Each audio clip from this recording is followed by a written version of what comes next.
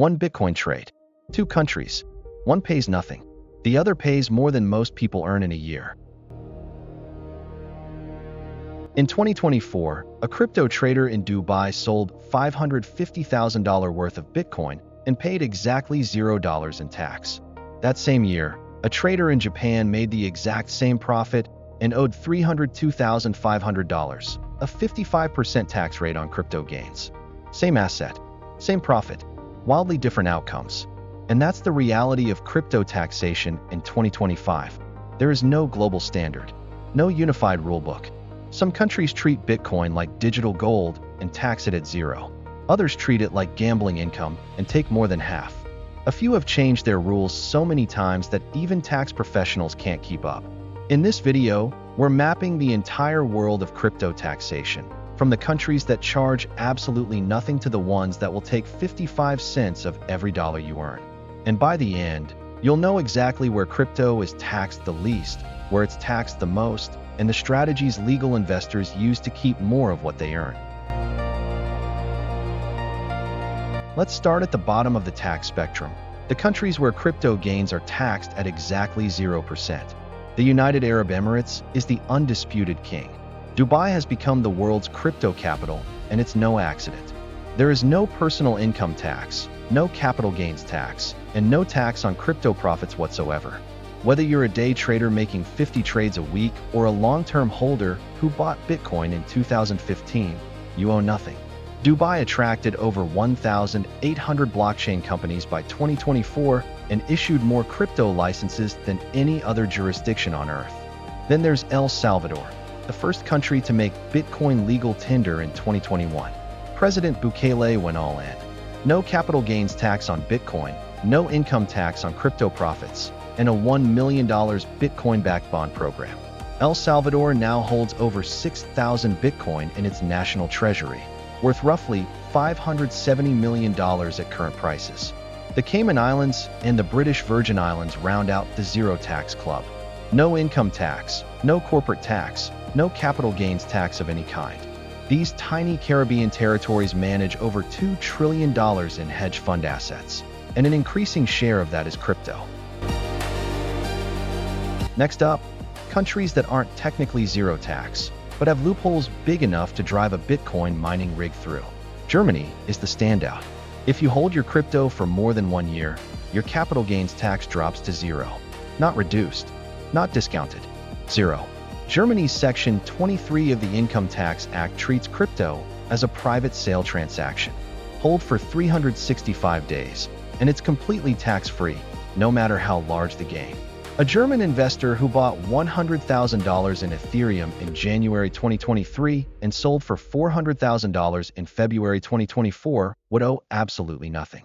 That same trade in the United States would trigger roughly $60,000 in long-term capital gains tax. Switzerland takes a different approach. Individual investors pay zero capital gains tax on crypto, period. No holding period required. The catch? If the Swiss tax authority classifies you as a professional trader, meaning crypto is your primary income, you'll pay income tax rates up to 40%. But for the average holder, Switzerland is a crypto tax paradise. Asia is where crypto taxation gets really interesting, because the continent is completely divided. Singapore charges zero capital gains tax on cryptocurrency. The Inland Revenue Authority treats crypto gains as capital in nature, not income, which means individual investors pay nothing. Singapore has also built one of the world's most sophisticated regulatory frameworks through the Payment Services Act, licensing over 20 major crypto exchanges. Hong Kong follows the same model. No capital gains tax means no crypto tax for individuals. But here's the twist. If you're trading as a business, you'll pay Hong Kong's 16.5% corporate profits tax. Malaysia sits in a similar camp. No capital gains tax on crypto for individuals, though the government has floated proposals to change this multiple times since 2022. The pattern in Southeast Asia is clear: attract crypto companies with low taxes, build the regulatory infrastructure, and capture revenue through licensing fees and corporate taxes rather than taxing individual traders. Portugal was once the darling of the crypto world. For years, it was Europe's last true zero-tax crypto haven. Individual gains from crypto were completely exempt. No capital gains tax, no income tax, nothing. Thousands of digital nomads and crypto investors relocated to Lisbon and Porto specifically for this policy. Then in 2023, everything changed. Portugal's government introduced a 28% tax on short-term crypto gains, profits from assets held less than 1 year. Long-term holders who keep their crypto for over 365 days still pay zero.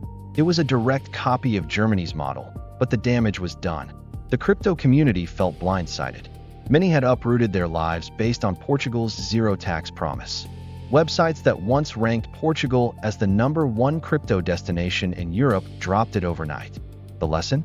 Tax policy is never permanent. A country that's 0% today can be 28% tomorrow. Portugal went from paradise to cautionary tale in a single budget announcement. Now we enter the middle of the spectrum, countries that tax crypto, but at rates most investors can live with. The United Kingdom taxes crypto gains under its standard capital gains tax framework. The current rate is 18% for basic rate taxpayers and 24% for higher rate taxpayers, after an annual exempt allowance of £3,000. That allowance used to be £12,300. HMRC slashed it by 75% in just 2 years. Brazil uses a tiered system, 15% on gains up to 35,000 reais per month, and 22.5% on anything above. Thailand initially proposed a 15% withholding tax on crypto, but reversed course after massive public backlash, ultimately exempting crypto-to-crypto trades and only taxing cash-outs. Italy quietly introduced a 26% tax on crypto gains above €2,000 in 2023, catching many Italian traders off guard. And South Korea has been trying to implement a 20% crypto tax since 2021, but keeps delaying it. The latest postponement pushes it to January 2027. After 6 years of debate, South Korea still hasn't managed to tax crypto. The United States has arguably the most complex crypto tax system on Earth. The IRS treats cryptocurrency as property, not currency, not a commodity, not a security, property. That means every single transaction is a taxable event. Buying a coffee with Bitcoin? Taxable. Swapping Ethereum for a stablecoin? Taxable. Receiving an airdrop you didn't ask for? Taxable. Short-term gains from assets held less than 1 year are taxed as ordinary income at rates up to 37%. Long-term gains get preferential rates of 0%, 15%, or 20%, depending on your income bracket. But here's where it gets brutal. Starting in 2025, the IRS requires all centralized crypto exchanges to issue 1099-DA forms, reporting every trade, every transfer, every withdrawal directly to the government. DeFi platforms face similar requirements starting in 2027. The IRS has already collected over $10 billion in crypto-related tax revenue since 2020 and has hired hundreds of specialized agents to audit crypto traders. The message is clear. The US will tax every dollar, track every wallet, and audit anyone who doesn't comply. Europe is tightening the noose. France imposes a flat 30% tax on crypto gains, part of its prélèvement forfaitaire unique, or PFU, which bundles income tax and social charges into one rate. There's no holding period discount, no exemption threshold for small traders. Whether you made €100 or €100,000 in profit, you pay 30%. The Netherlands doesn't tax actual crypto gains at all. Instead, it taxes your total net worth. Every January 1st, the Dutch tax authority assumes your assets generate a fictional return of 1.5% to 5.69%, and taxes that assumed profit at 36%. So even if your crypto portfolio lost money, you could still owe tax.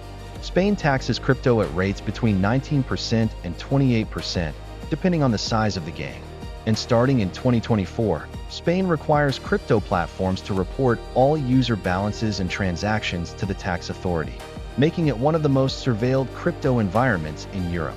Across the EU, the Markets in Crypto Assets Regulation, known as MiCA, is creating a unified framework that will make it nearly impossible to hide crypto holdings from European tax authorities. India dropped a bombshell in 2022. Finance Minister Nirmala Sitharaman announced a flat 30% tax on all cryptocurrency gains, with no deductions, no offsets, and no distinction between short-term and long-term holdings. But that wasn't all. India also imposed a 1% tax deducted at source, called TDS, on every single crypto transaction above 10,000 rupees, which is roughly $120. That means every time you trade, 1% of the transaction value is automatically withheld by the exchange and sent to the government. The impact was immediate and devastating. Trading volume on Indian exchanges like WazirX and CoinDCX dropped by over 90% within months.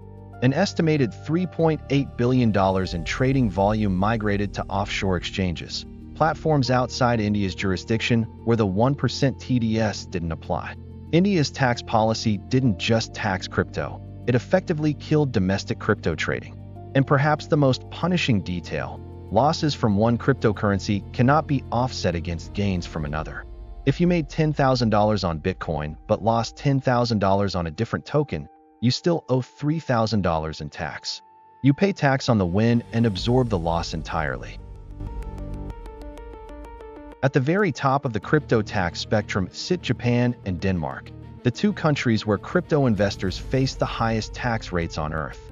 Japan classifies cryptocurrency gains as miscellaneous income, the least favorable tax category. That means crypto profits are stacked on top of your salary, rental income, and every other income source, then taxed at Japan's progressive rates, which top out at 55%, including the 10% local inhabitant tax.